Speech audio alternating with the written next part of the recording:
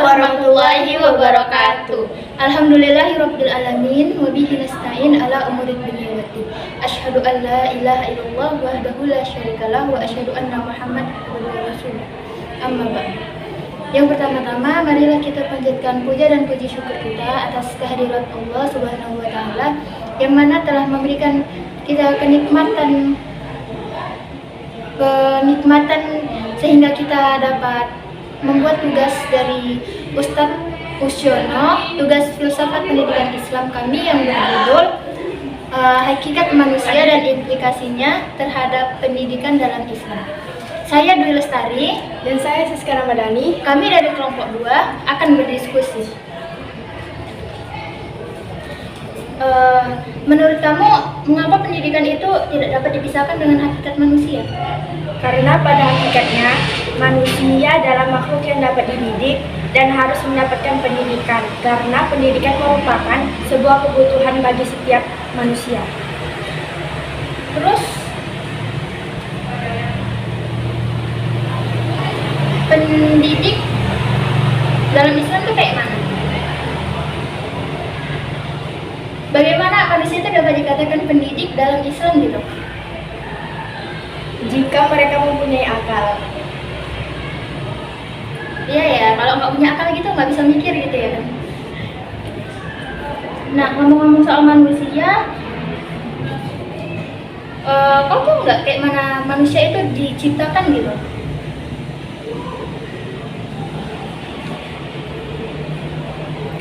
Menurut hadis Nabi, setiap manusia dikumpulkan penciptaannya di perut ibunya sebagai nutfah, setetes mani. Setelah 40 hari, kemudian berubah menjadi alaqah, segumpal darah. Selama itu pula, kemudian menjadi mudghah, segumpal daging. Selama itu pula, kemudian diutus padanya malaikat, lalu ditutupkan padanya ruh dan dia diperintahkan untuk menetapkan 4 perkara: menetapkan rezekinya, ajalnya, amalnya, dan celaka atau bahagianya. Oh, jadi itu pertama tuh nutfah, nggak langsung kayak kalau di video-video gitu kan yang viral kan pasti tulang dulu gitu ya kan. Ini setetes mani dulu.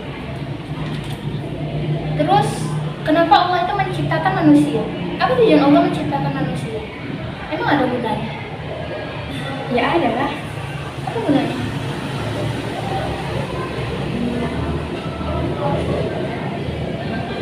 Allah menciptakan manusia untuk beribadah kepadanya, untuk menyembahnya, sebagaimana yang terkandung dalam surah Al-An'am ayat 162.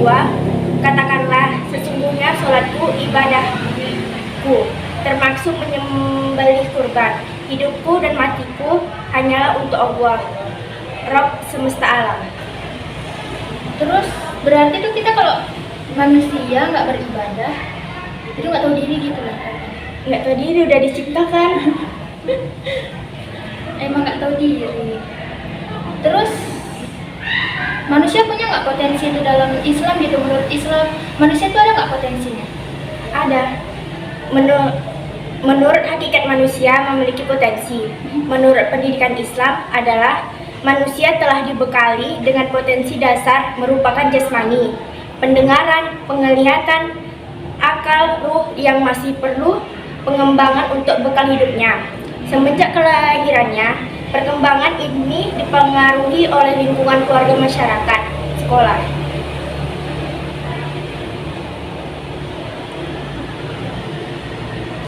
Kita ini kan muslim ya. Iya kan? Muslim kan? Muslim. Muslim. Syarat-syarat untuk menjadi muslim yang sempurna itu kayak mana? Apa ada gitu syarat khususnya untuk jadi muslim yang sempurna gitu? Mengerjakan sholat, beramal, beribadah, zakat, ikuti aja peraturan, jangan jauhi larangan dari Allah. Jangan Jauhi larangan dari Allah. Tapi kalau kadang kan kita tuh hilang gitu ya. Kalau udah terlanjur kita itu ngelakuin yang dilarang Allah itu kayak mana? Apa yang harus dilakukan? Ya, udah memperbaiki diri. Memperbaiki diri. Ya pasti kan khilaf tuh nggak sekali dua kali gitu kan. Biar banyak belajar lah diri.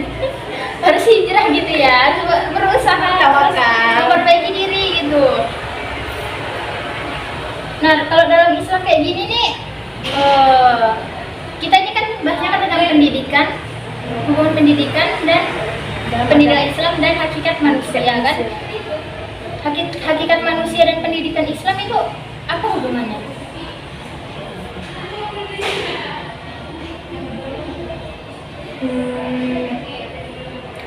Hakikat manusia dalam konsep Islam adalah makhluk yang diciptakan oleh Allah Subhanahu wa Ta'ala, memiliki berbagai potensi untuk tumbuh berkembang menuju kepada kesempurnaan.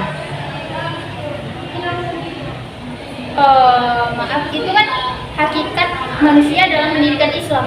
Maksud saya, pertanyaan saya itu yang bagaimana sesungguhnya hubungan antara hakikat manusia dan pendidikan, hubungannya gitu. Hubungannya adalah manusia adalah makhluk yang memiliki derajat lebih tinggi daripada makhluk yang lainnya. Kemudian pendidikan merupakan suatu proses yang dapat mengubah perilaku dan sikap manusia dalam upaya untuk menjadi dewasa melalui pengajaran dan pelatihan dalam pendidikan. Jadi manusia itu makhluk tertinggi gitu ya. Ini skala. Terus tadi kan udah dibahas gitu kan hakikat manusia dalam pendidikan Islam. Kalau sekarang nih sebaliknya, bagaimana pendidikan pandangan Islam terhadap posisi manusia dalam bidang pendidikan?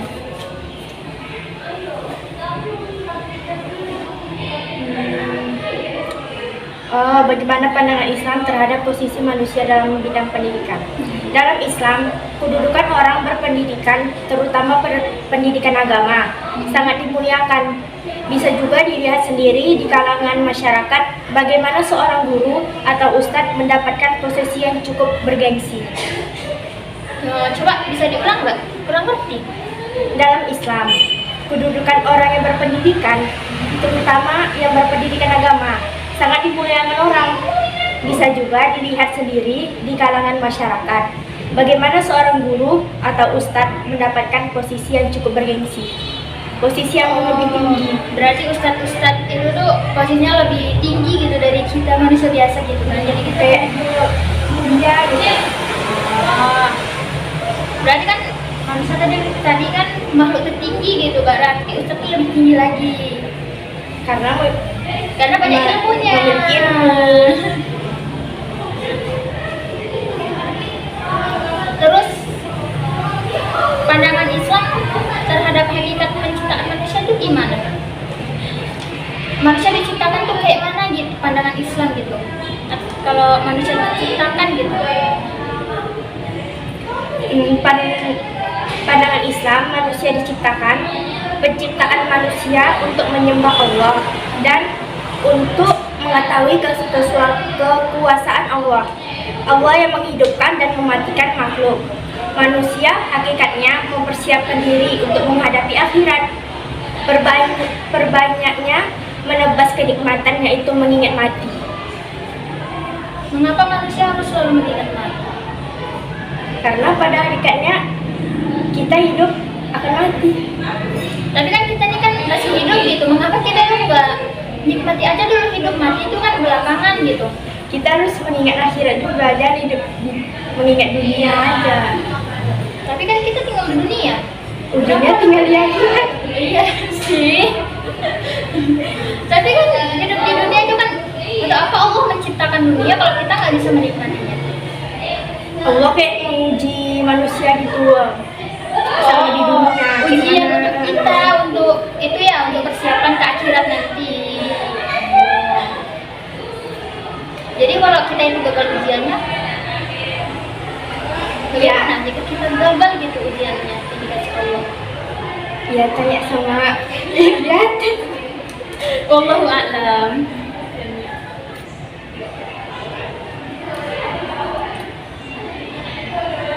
Udah. Tidak ada yang ingin ditanyakan? Sudah capek. Wabillahi taufiq wal hidayah. Assalamualaikum warahmatullahi wabarakatuh.